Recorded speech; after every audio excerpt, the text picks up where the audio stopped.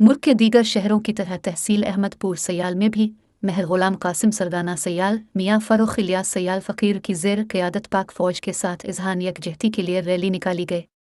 मज़ीद हमारे नुमाइंदे मोहम्मद इरफान हरपिल हमारे साथ मौजूद हैं, तफसीलात उनसे जानते हैं।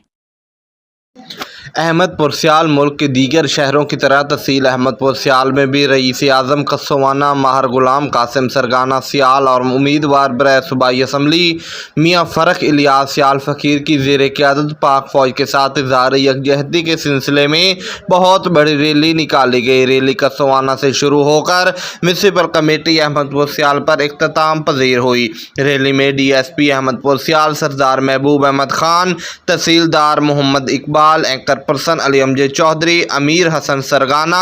मार अजीम सरगाना, मुदस्सिर हनीफ बोसन, मलिक अब्दुर्रज़ाक खोखर, चौधरी इरफान चद्दड़ समेत सियासी, समाजी और कारोबारी शख्सियात की बड़ी तादाद ने शिरकत की। रैली से खिताब करते हुए शिरका का कहना था पाकिस्तान है जिसमें सिविल तमाम शुदा